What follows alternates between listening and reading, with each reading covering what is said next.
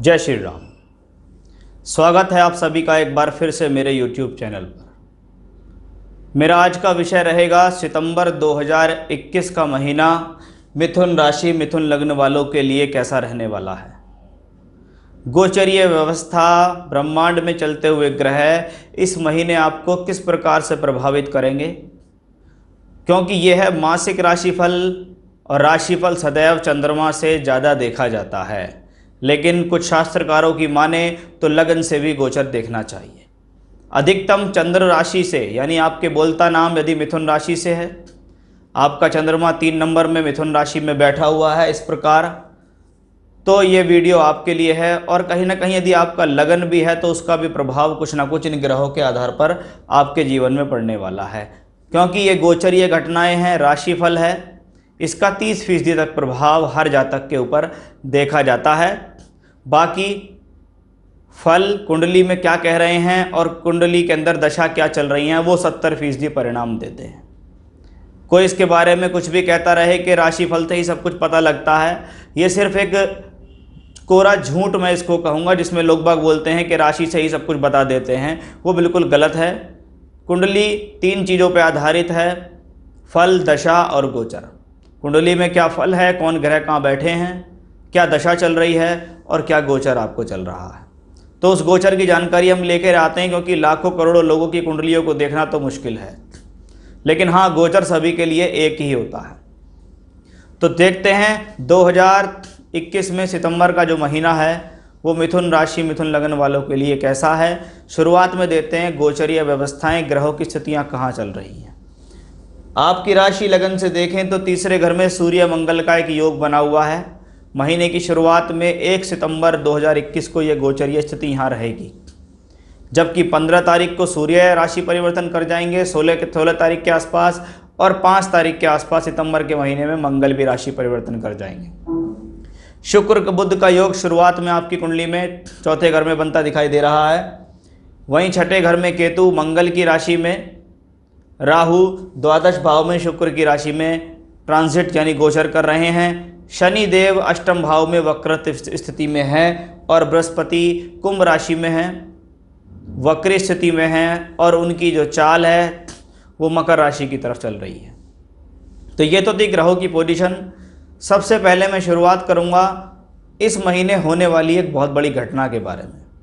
वो घटना है कि इस महीने बृहस्पति राशि परिवर्तन करेंगे।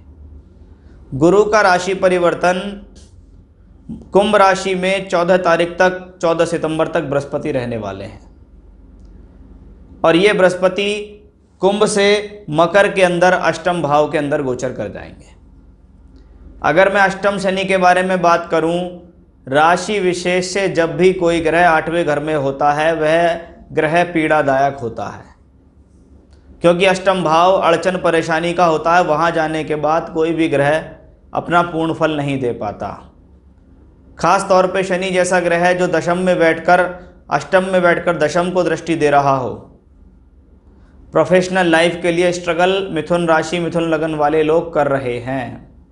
संतान के साथ समन्वय बनाने में स्ट्रगल कर रहे हैं। संतान प्राप्ति में लोगों को बाधाएं आ रही हैं। सोर्स ऑफ इनकम इकट्ठा करने में आपको बाधाएं लंबे समय से आ रही हैं। अब धन और कोष के कारक बृहस्पति होते हैं, और आपकी कुंडली में वो सप्तम और दशम के मालिक भी हैं। सप्तम स्थान पब्लिक इमेज, पद प्राप्ति, सामाजिक स्थिति, कंपनी के अंदर काम करने वाले लोगों का माहौल, साथ में कलीग्स का आपके साथ कैसा व्यवहार है, आपके दाम्पत्य जीवन की स्थिति क्या चल रही है, आपका साझेदार आपको कितना ज़्यादा सहयोग कर रहा है, ये सप्तम भाव से देखा जाता है। वहीं दशम भाव आपके कर्म के अलावा आपकी प्रोफेशनल लाइफ को भी शो करता है। अब उन दोनों का मालिक अभी तक 9th में चल रहा था, अब आएगा अष्टम में। दशम सप्तम का मालिक अष्टम में आ रहा है। सामाजिक हनन हो सकता है, कार्य क्षेत्र में नुकसान की संभावनाएं बढ़ सकती हैं। Ups and down in career, ऐसे समय में पत्नी के साथ बनता हुआ रिश्ते में खटास आ सकती है, होने वाले रिश्ते टूट सकते हैं। वहीं साथ ही साथ ये दशमेश होकर अष्टम में नीच का चलेंगे और वक्री भी रहेंगे। इसका मतलब है उस दौरान नौकरी के ऊपर किसी प्रकार की परेशानी आ सकती है। व्यापार में उठापटक बिल्कुल ना करें, नहीं तो कोई बड़ा लॉस आपको हो सकता है। ऐसा कम से कम आप समझिएगा ये 70 दिन का समय होगा। खास तौर पर अगर देखें वक्री अवस्था के ही बारे में, तो 14 सितंबर से और 18 अक्टूबर तक तो बृहस्पति रहेंगे वक्री। फिर ये वक्री होकर यहाँ से निकलने का प्रयास करेंगे वापस कुंभ राशि की तरफ। लेकिन वक्रत्व और नीच की स्थिति कम से कम 40 दिन तक आपके लिए बहुत मायने रखती है। वो 40 दिन आपके जीवन में प्रॉब्लमेटिक हो सकते हैं। उस दौरान कोई भी बड़ा निर्णय ना लें, अपनी तरफ से कोई बड़ी गलती ना करें, नहीं तो आपको नुकसान हो जाएगा। क्योंकि बृहस्पति जहाँ के मालिक हैं वो दोनों ही स्थान बहुत इंपॉर्टेंट है। लाइफ के अंदर पब्लिक इमेज, प्रोफेशनल लाइफ, नौकरी, सामाजिक स्थिति बहुत मायने रखती है। और उसके ही मालिक अगर कुंडली में प्रॉब्लम में हों तो कहीं ना कहीं समस्या का विषय आप लोगों के लिए बढ़ सकता है। तो 40 दिन बहुत ज़्यादा रहना पड़ेगा आपको सावधान, क्योंकि ये बृहस्पति अभी कुंभ में होंगे, फिर ये नीच के और अष्टम होंगे, अष्टम भाव प्रभावित हो जाएगा। अगर मैं औसत तौर पे कहूँ तो काम चलता रहेगा, खाने पीने के लायक आप कमाते रहेंगे, क्योंकि ग्रह जब अष्टम में दो बैठेंगे शनि और बृहस्पति, तो यहाँ से बैठकर ये धन भाव से संबंध बनाएंगे। इसका मतलब ये सोर्स ऑफ इनकम तो आपको छोटी मोटी देता रहेगा, लेकिन कोई बड़ा लाभ नहीं दे पाएगा। अगर आपको शनि या बृहस्पति से संबंधित महादशा अंतर या प्रत्यंतर चल रही हैं तो ये गोचर आपके लिए और ज़्यादा खास रिजल्ट लेने वाला है। बहुत ज़्यादा सावधानी की आपको ज़रूरत है, क्योंकि इस महीने ये बहुत विशेष रूप से गोचर है। क्योंकि महीने के आधे तक तो बृहस्पति इसी में रहेंगे, लेकिन अभी भी बृहस्पति का जो मूवमेंट है वो मकर की तरफ ही है। ऐसा ग्रह अतिचारी कहलाता है। ऐसा ग्रह सिर्फ काम के स्वप्न दिखा सकता है, लेकिन आपको बेहतर काम देता नहीं है। तो थोड़ा सा सावधान रहें। और ज़्यादा दिन का समय नहीं है। जैसे ये प्लैनेट यहाँ से मूवमेंट करेगा तो आगे ग्रहों की स्थितियाँ अच्छी होंगी, लेकिन ये 40 दिन आपकी गलतियों के द्वारा आपसे नुकसान ना करा लें, उसका आप विशेष रूप से ध्यान दीजिएगा। तो ये तो थी शनि और बृहस्पति की युति के फल कि क्या युति के फल होंगे। साथ ही साथ ये बृहस्पति और शनि की स्थिति आपके लिए कितनी प्रॉब्लमेटिक हो सकती है या कितनी बेहतर हो सकती है, उसके बारे में मैंने आपको बताया। मैं बात करता हूँ सूर्य मंगल के एक योग के बारे में। सूर्य और मंगल तीसरे घर का मालिक, तीसरे घर में साहस में वृद्धि करने वाला होता है। मित्रों से, जानकारों से, जिनको आप मन से चाहते हैं, दिल से चाहते हैं, उनके साथ सहयोग करा सकता है, उनसे कुछ सपोर्ट आपको दिला सकता है। तृतीय तीसरे घर में सूर्य जैसा हो तो व्यक्ति का साहस नहीं टूटने देता है ऐसा ग्रह। छोटी मोटी यात्राओं से भी फायदा मिलता है, क्योंकि तीसरा घर शॉर्ट जर्नीज के लिए भी जाना जाता है। वहीं तीसरा घर क्योंकि आपकी राशि से तीसरा आया है तो साहस में वृद्धि, सहजता, धैर्य के लिए जाना जाता है। तो उस लिहाज से ये कॉम्बिनेशन ठीक है। शुरुआत में इसका साथ दे रहे हैं मंगल। अगर तीसरे घर के मंगल के बारे में बात करें तो ये एक्सीलेंट होता है कि कुंडली के अंदर या गोचर में आपकी राशि लगन से तीसरे में मंगल आए तो ये आपकी योजनाएं बनाने में आपको मदद देता है, आपको साहस देता है, परिस्थिति से लड़ने की क्षमताएं देता है, शत्रुओं को परास्त करने की क्षमताएं देता है। लेकिन ये मंगल सिर्फ 5 सितंबर तक इस राशि में रहेगा। 5 सितंबर के बाद सबसे पहले सिंह राशि से मंगल निकलकर चौथे घर में आ जाएंगे। 4th हाउस जनरल हैप्पीनेस के लिए होता है, सुख शांति के लिए होता है, पारिवारिक सुख शांति के लिए, घर मकान जमीन जायदाद के लिए होता है। अब उसके अंदर एक मंगल ग्रह आ गया जो बुध की राशि में अपने आप को शत्रु महसूस करता है कि ये मेरे शत्रु का घर है, या कह सकते हैं आपके घर में शत्रु आ गया कोई।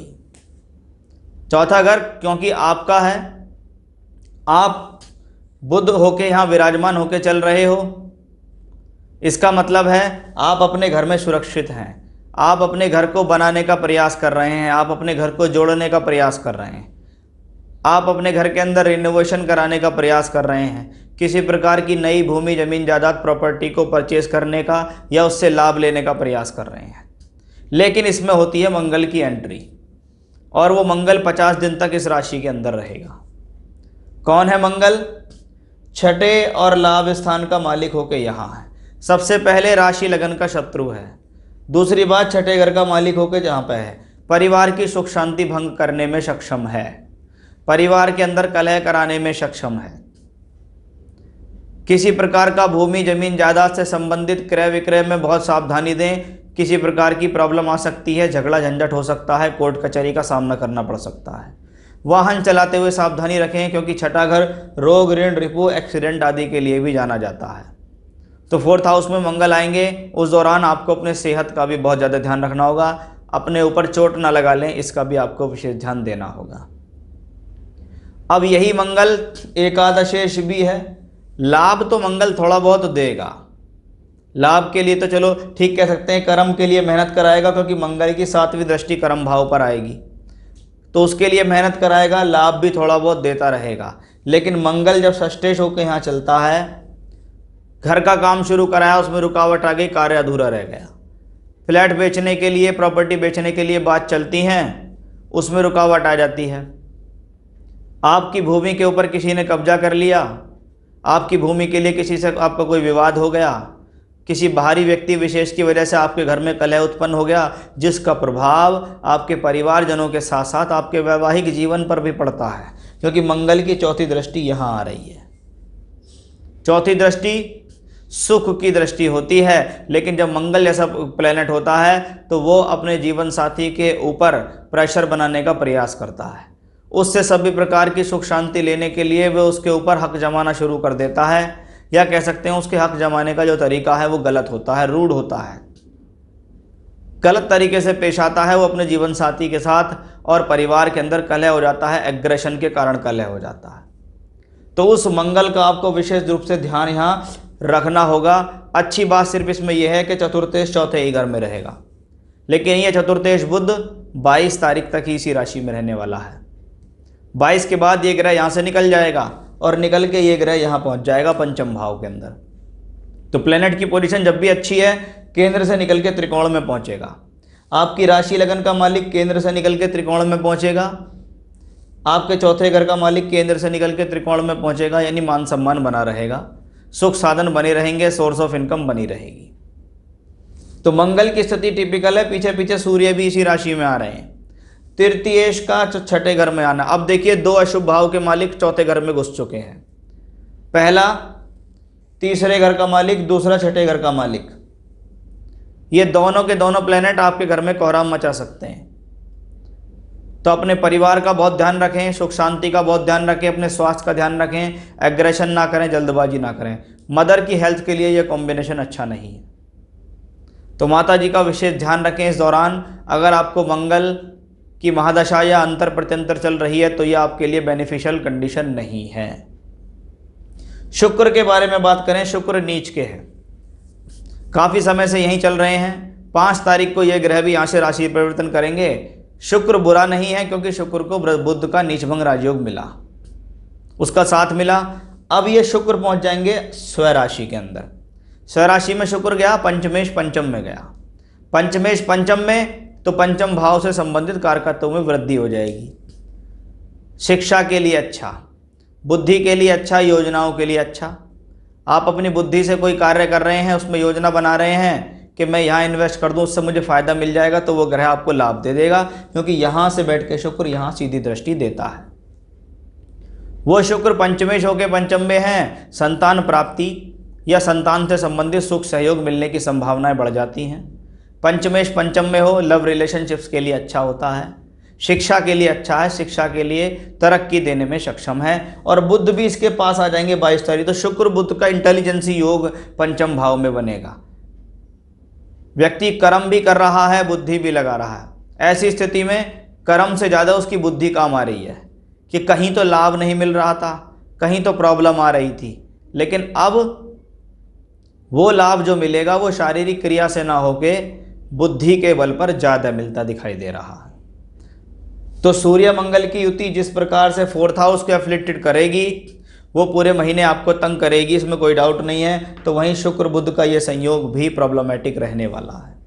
अब आप देख लीजिएगा कि कौन सा प्लैनेट आपको किस तरीके से प्रभावित कर रहा है, किन किन बातों का आपको यहाँ ध्यान रखना है। क्योंकि एक तरफ जो युति शुक्र बुध की अच्छी दिखाई देती है, वहीं उस युति को स्पॉइल करने के लिए सूर्य मंगल की युति आ रही है। फिर शुक्र बुध यहाँ से निकल के पंचम में आएंगे, लेकिन सूर्य मंगल इसी जगह प्रभावित करते रहेंगे। तो आपको अपने घर परिवार को भी साथ में लेके चलना है, परिवार का माहौल भी खराब नहीं होने देना, अपने ऊपर भी संयम रखना है, एग्रेशन पे कंट्रोल रखना है, मदर के हेल्थ का ध्यान रखना है। और ये जो गुरु शनि की स्थिति है, ये भी मैंने आपको बताई है। अगर सीधे सीधे लफ्ज़ों में देखा जाए तो भाई साहब, ये जो महीना है सितंबर का, इसमें 4 से 5 ग्रहों का परिवर्तन हो रहा है। शुक्र बुध परिवर्तन कर रहे हैं, सूर्य मंगल परिवर्तन कर रहा है, बृहस्पति परिवर्तन कर रहा है। और ये परिवर्तन आपके लिए कोई ज़्यादा सुखद संकेत नहीं ला रहा। जिन जिन लोगों को शनि, बृहस्पति, मंगल से संबंधित महादशा अंतर प्रत्यंतर चल रही है, ये समय उनके लिए ज़्यादा टिपिकल हो सकता है, क्योंकि यहाँ प्लैनेट जो पोजीशन प्रॉब्लम देने वाले हैं वो खास तौर पे यही है। राहु केतु भी यहाँ मंगल और शुक्र की राशि से इन्वॉल्व है, तो केतु की दशा अंतर प्रत्यंतर भी अगर है तो भी आपके लिए प्रॉब्लमेटिक है, क्योंकि केतु यहाँ मंगल की राशि में है और मंगल कहाँ है, 4th हाउस के अंदर। तो ये 50-60 दिन आपके लिए टिपिकल होने की पूरी संभावना यहाँ दिखाई दे रही है। हनुमान जी से संबंधित पूजा पाठ पूरे महीने करें, चाहे सुंदर कांड करें रोजाना, बजरंग बाण करें, 7 बार हनुमान चालीसा करें, जो आपका मन करे, लेकिन आप हनुमान जी से संबंधित पूजा पाठ ना छोड़ें। सुबह शाम भी कर सकते हैं, हनुमान जी को चोला चढ़ा सकते हैं, हनुमान जी के मंदिर जा सकते हैं प्रसाद चढ़ाने के लिए, लेकिन ये सब उपाय आपको निश्चित करने होंगे अगर आप इन समस्याओं से बचना चाहते हैं। नहीं तो सितंबर का महीना मिथुन राशि लगन वालों के लिए चैलेंजेस से भरा हुआ होगा, इसमें कोई भी संदेह नहीं है। गोचर ने यही रूपरेखा रखी है, और अगर दशा भी खराब हो गई तो समझ लीजिएगा आपके साथ समस्या के घेरे लगभग तैयार हैं और महीना सितंबर का आने वाला है। तो ये था मेरा आज का विषय कि सितंबर का महीना आप लोगों के लिए कैसा है, क्या रखना है सावधानी, किन बातों का रखना है ध्यान, कैसे बचा जाए, कौन सा उपाय करें, उसके बारे में मैंने आपको यहाँ बताया है। फिर से नए विषय के साथ आपके सामने हाजिर होऊंगा मैं, तब तक के लिए बने रहिएगा मेरे साथ। जय श्री राम।